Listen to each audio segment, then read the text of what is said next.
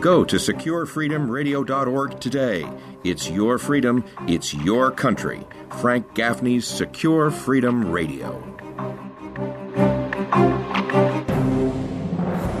Welcome back. We're joined by Olivier Guita. He is a man currently consulting with governments and corporations about security, counterterrorism, and geopolitical risk. He has considerable expertise, particularly in the counterterrorism space involving the Middle East and Africa, and there's a lot of it there. He was, most recently, the director of research at an organization I esteem, the Henry Jackson Society in Britain, and it's always a pleasure to have a chance to talk with him, even when there's not much pleasurable to talk about. Olivia, welcome back. Thank you. Thank you for having me, Frank, as usual. You are following closely, Olivier, one of the places where we are witnessing, I think it's no exaggeration to say, pretty much a complete meltdown of Western policy, not just American but European as well, namely Libya. Talk a little bit about what's happening there at the moment in the wake of the Western-led overthrow of Muammar Gaddafi and the episodes that have flowed from it, not least of which, of course, was the murder of one ambassador of the United States and several of his comrades.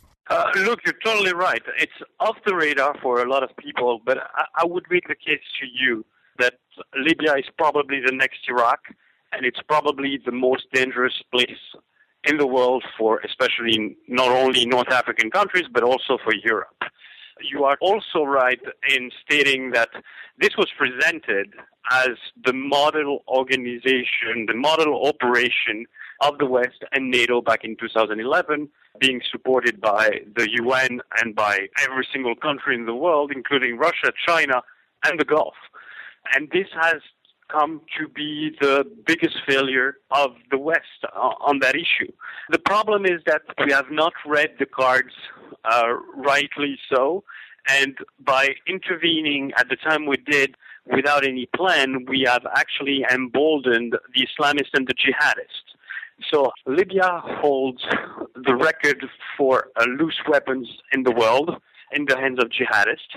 The stockpile that we know of is larger than the arsenal of the British Army, just to give you an idea, and that's what we know of. And it doesn't begin to take into account what we don't know of, which is almost certainly out there in large quantities as well, and also in unfriendly hands. Olivia, let me turn to something that we talked about a moment ago with Bill Gertz, who broke the story, I think, at least here in the States, namely that among the stuff that has migrated from the Gaddafi regime and its immediate successor into apparently the hands of jihadists are some 11 aircraft, which could be used, we're told, by these Sharia-adherent murderous folks, either as instruments of the kind we saw on 9/11, 2001, to attack buildings or other assets, or perhaps as transport for jihadists, under the cloak of some kind of commercial airline. What do you make of that development? Does it amp up considerably the power projection capability of these jihadists beyond Libya? Yes, it's interesting. On the European side, I did work on this for the past 2.5 weeks on that story. The story came about, really, the fact that on the 16th of August, most neighboring countries of Libya, namely Morocco, Algeria, and Tunisia, were allegedly warned by the CIA that there was going to be a 9/11 style potential attack from jihadists using planes. So what happened is a lot of the countries, including Morocco, started mobilizing 70,000 soldiers and installing near their main cities and within the cities, even in residential areas, anti-aircraft missiles to shoot down civilian planes that could be targeting their buildings. So one of the main probable target was the twin, what is called the twin center in Morocco, that looks like the Twin Towers, but in much lower scale, 28 stories high, 2 towers in the center of Casablanca. And jihadists have made no secret that one of their goals is actually to kill the king of Morocco and install the caliphate, and from there go to Spain and get Al-Andalusia. So that report is very troublesome. So I've been looking at the 11 planes, talking to my sources on the ground there. This is still murky, but because there's no real information and control about what's going on. But what is certain is that the jihadists are in control of Tripoli airport. They are in control of another 2 airports in the country, and they have access to a lot of money and to a lot of power. So even if those planes are accounted for, which we don't know, then the real time bomb is there, and it's been so dangerous that countries are really taking the matters into their own hands. And that's what gets me to the terror response from the UAE and Egypt attacking jihadists in Tripoli. The U.S. was unhappy that they weren't warned about this, but you have to provide the after-sales service, and those countries around, especially Algeria, also has troops in and out of Libya. They're not going to wait until the West does something. If their national security is threatened, they will act, and we may have a regional war on our hands. We may well indeed, among other regional wars that we're having at the moment in that part of the planet.